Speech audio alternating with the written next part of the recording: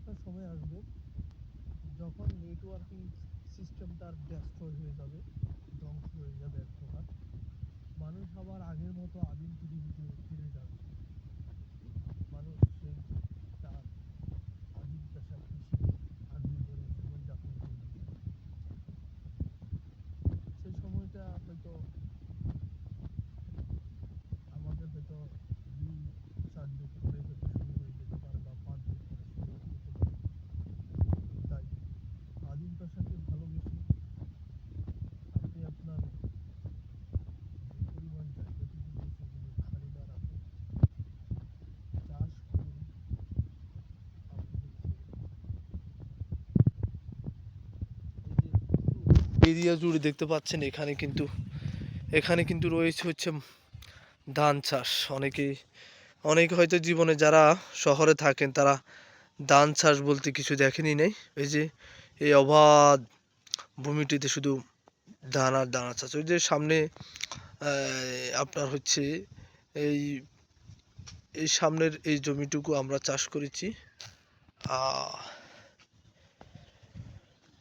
এই ভিডিওটি করার উদ্দেশ্য হলো এটা, শহরের মানুষ বেশিরভাগই যারা ডায়াবেটিস কার্ডিয়াক রোগে আক্রান্ত, এই রোগগুলা বিশেষত হয়ে থাকে পরিশ্রম, অর্থাৎ কায়িক শ্রমের যে অভাব সেটা ফুলফিল এটা বডিতে এই সংগ্রামটা না করার কারণেই জন্মে থাকে, অথবা লাইফস্টাইলের কারণে হয়ে থাকে। এখন শহরে অনেকে আছেন যারা জিম টিম করেন, জিমে ভর্তি হন।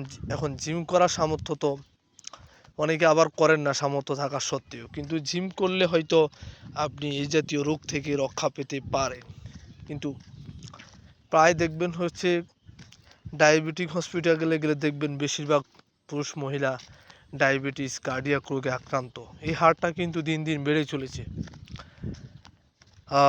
আর এই যে ফসলি ক্ষেত দেখানোর পিছনে একটি উদ্দেশ্য রয়েছে, সেটি হচ্ছে যে পৃথিবীতে এমন একটি সময় আসবে যখন নেটওয়ার্কিং ব্যবস্থার কিন্তু যোগাযোগ থাকবে না, নেটওয়ার্কিং ব্যবস্থা থাকবে না। অর্থাৎ নেটওয়ার্কিং ব্যবস্থা একটা সময় ড্যাস্ট হয়ে যাবে, ধ্বংস হয়ে যাবে। তখন মানুষ তার আদিম পেশা কৃষিকে বেছে নেবে জীবনযাপনের জন্য। বিশ্বের উন্নত দেশগুলোতে দেখবেন এই অর্থাৎ ভাতের অনেক দাম। আমাদের দেশে যদিও মনে করে অনেকে ধানের আমাদেরও দেশে ধানের দাম, কিন্তু উন্নত বিশ্বের তুলনায় আমাদের দেশে ধানের দাম নাই বললেই চলে। এই এই ধান আল্লাহর সৃষ্টি। আপনি হয়তো ধানটা অর্থাৎ চারাটা রোপণ করেছেন, কিন্তু এখানে যে ধানটি হবে এটা মূলত আল্লাহ তাআলার পক্ষ থেকে হবে, এবং কোন কোন জমিনে কি পরিমাণ ধান হবে তাও আল্লাহ নির্ধারণ করে রেখেছেন। শুধু আপনার চেষ্টাটুকু আল্লাহ দেখেছেন যে আপনি কতটুকু চেষ্টা করে যান। প্রত্যেক যে যার যতটুকু জায়গা আছে আবাদযোগ্য, যেটাতে আপনি আবাদ করলে ধান পাবেন, এরকম আপনার উচিত হবে জমিনটা খালি না রেখে ফসল দ্বারা আবৃত করা, যাতে আপনি আপনার পরিবারের চাহিদাটা মেটাতে পারেন। আপনি আপনার পরিবারের চাহিদা মেটালে লাভ কি তাতে? তাহলে আপনাকে অন্য জায়গা থেকে চাল ক্রয় করে খেতে হবে না। আপনার যে অভাবের যে একটা অংশ সেটা দূরীভূত হবে, চালের যে অংশ। বাকিটুকু উন্নত বিশ্বের অনেক পরিবারই তাদের আপনার শস্য ফসলাদি কিন্তু নিজেদেরটা করে থাকেন।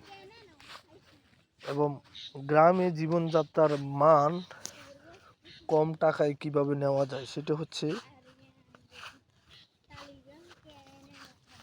কম টাকায় নেওয়া যায় কারণ এখানে মানুষ নিজেরাই চাষ করে নিজেদের খাবার নিজেরাই সংগ্রহ করে, যার ফলে তাদের জীবনযাত্রা কম টাকার মধ্যেই কিন্তু হয়ে যায়। শহরে একটুকু পানি পর্যন্ত কিনে খেতে হয়, যেটা গ্রামে আপনাকে পানি কিনে খাওয়া লাগবে না। 1-2-3টে বাড়ি পর ডিপ কল পাবেন, যেখান থেকে পানি আপনি অবাধে যত লিটার পারে সংরক্ষণ করে খেতে পারবেন এবং একেবারে স্বাস্থ্যসম্মত পানি। আর আমি নিজেও আমার বাবার সাথে এই জমিতে কাজ করেছি। এবার কাজ করে আমি ধান চাষ করেছি। এবার অনেক ছেলেবেলে অনার্স মাস্টার্স পাস করার পরে বাবার সাথে আর কাজ করতে চায় না, বাবাকে সহযোগিতা করতে চায় না। আমি কিন্তু এমনটি নই। আমি এবার চাকরিতে এই কয়েক মাস চাকরিতে যোগদান করি নাই। আমি একটু রিল্যাক্স লাইফের জন্য মূলত গ্রামে থেকেছি, পাশাপাশি বাবাকে সহযোগিতা করেছি। আপনারাও যারা আছেন, যারা অনার্স মাস্টার্স করেছেন, ভেবেছেন নিজেকে অনেক জ্ঞানী, আসলে বাবার একটা কাজকে হেল্প করেন না, আমার মনে হবে আপনি আপনার বাবাকে সর্বোত্তম সহযোগিতা করা উচিত।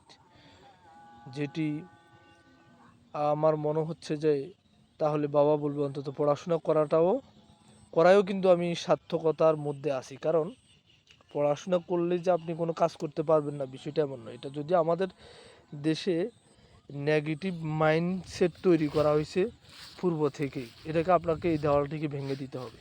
সো আসসালামু আলাইকুম, ভালো থাকবেন।